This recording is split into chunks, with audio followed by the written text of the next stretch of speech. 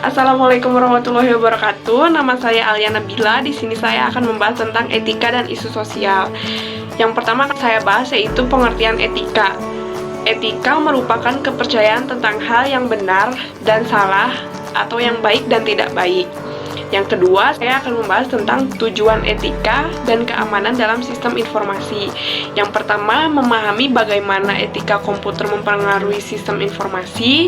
Yang kedua, memahami privasi, akurasi, kepemilikan, dan aksesibilitas informasi. Yang ketiga, memahami tipe-tipe kejahatan komputer. Yang keempat, memahami istilah-istilah virus, worm, trojan horse, logic boom atau time boom. Dan yang kelima, memahami keamanan komputer. Selanjutnya saya akan membahas etika dalam sistem informasi. Etika dalam sistem informasi itu ada 4. Yang pertama itu privacy. Privacy adalah perlindungan informasi personal seseorang. Yang kedua, akurasi. Akurasi berkaitan dengan autentikasi dan kebenaran informasi. Yang ketiga, ada property. Property berkaitan dengan hak kepemilikan. Contohnya hak atas kekayaan intelektual. Hak atas kekayaan intelektual dibagi menjadi 3, yaitu yang pertama hak cipta. Hak cipta adalah hak yang dijamin oleh kekuatan hukum yang melarang penduplikasian kekayaan intelektual tanpa seizin pemegangnya. Yang kedua, hak paten. Hak paten merupakan bentuk perlindungan terhadap kekayaan intelektual yang paling sulit didapatkan. Hukum paten memberikan perlindungan selama 20 tahun. Yang ketiga itu ada hukum rahasia perdagangan. Hukum rahasia perdagangan itu melindungi kekayaan intelektual melalui lisensi atau kontrak. Selanjutnya yang keempat. Yang keempat ada aksesibilitas informasi. Aksesibilitas informasi itu berkaitan dengan informasi apa seseorang berhak memperoleh dan bagaimana informasi dapat digunakan. Isu-isu dalam aksesibilitas tersebut terdiri dari Electronic Communication Privacy Act atau disebut ECPA, yang kedua monitoring email, yang ketiga HAKI, dan yang keempat Undang-Undang ITE. Selanjutnya saya akan membahas tentang hubungan isu etika, isu sosial, dan isu politik yang berpengaruh pada sistem informasi.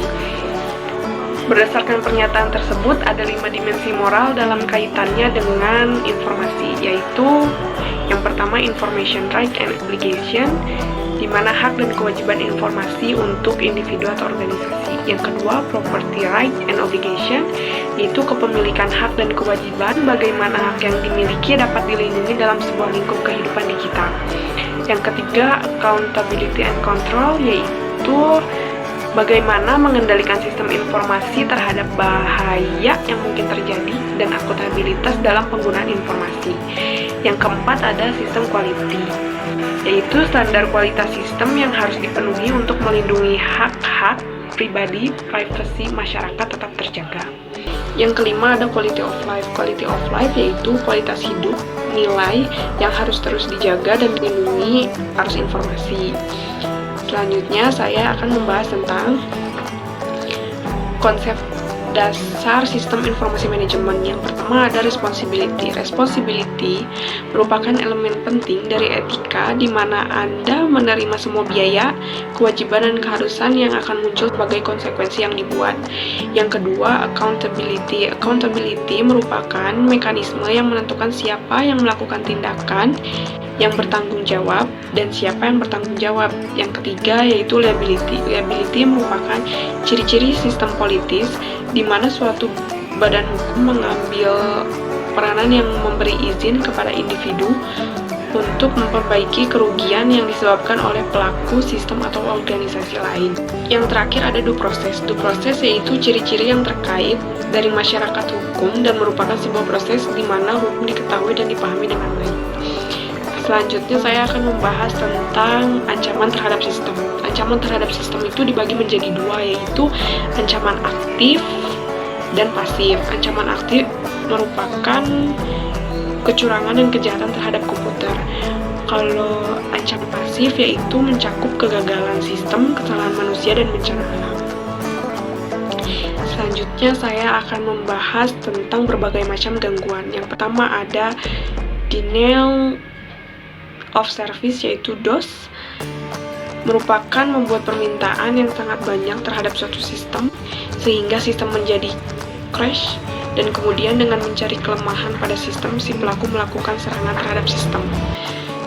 Lalu yang kedua ada sniffer. Sniffer merupakan teknik yang diimplementasikan dengan membuat program yang dapat melacak paket data seseorang ketika paket tersebut melintasi internet, merangkap password, dan menangkap isinya. Selanjutnya yaitu spoofing.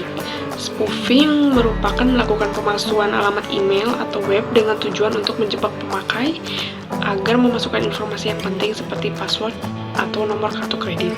Yang keempat ada virus. Virus adalah file biner yang harus diaktifkan guna menyebarkan dirinya. Ia dapat diprogram untuk merusak atau menghapus file, menampilkan pesan yang aneh, dan merusak sistem komputer itu sendiri. Selanjutnya ada worm atau cacing, merupakan program file biner yang dapat menggandakan diri ke sistem lain secara otomatis. Perbedaannya dengan virus, jika virus membutuhkan bantuan manusia untuk menyebarluaskan, jika worm tidak. Kalau selanjutnya ada Trojan Horse. Trojan Horse adalah program yang dibuat untuk menembus pengamanan komputer dan mengambil alih kendali komputer dari jarak jauh serta mencuri data penting seperti password, data kartu kredit, atau file rahasia lainnya. Yang terakhir ada hoax. Hoax adalah istilah yang digunakan dalam menyebut berita bohong. Selanjutnya ada kejahatan komputer. Definisi dari kejahatan komputer tersebut yaitu kegiatan penggunaan komputer untuk melakukan tindakan ilegal hak pengaksesan komputer.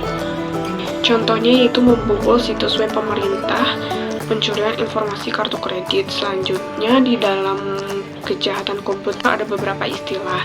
Yang pertama itu ada hacker. Hacker merupakan orang yang mengakses komputer yang tidak berhak tetapi tidak melakukan perusakan. Kalau yang kedua itu cracker. Cracker orang yang membobol sistem komputer untuk tujuan perusakan. Pelaku kejahatan komputer yang paling berbahaya itu cracker. Selanjutnya ada jenis-jenis kejahatan komputer. Yang pertama data dibbling, yaitu memanipulasi atau pemalsuan data. Yang kedua adalah semi-slicking, yaitu bagian program yang memotong sebagian kecil dari nilai transaksi yang besar dan mengumpulkannya dalam satu periode tertentu.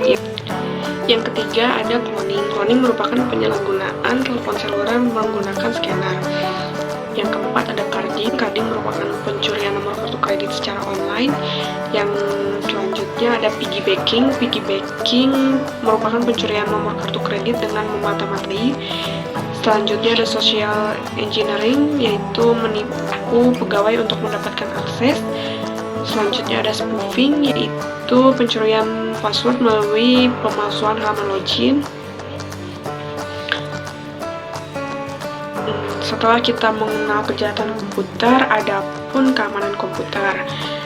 Yang pertama itu enskripsi. Enskripsi adalah proses penyandian pesan sebelum memasuki jaringan atau gelombang udara, kemudian membuka kembali pada ujung penerimaan.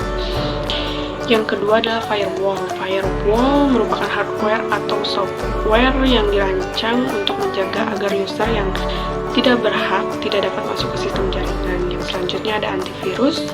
Yang keempat ada menjaga privasi saat online. Dan yang kelima, hindari penipuan di dunia cyber.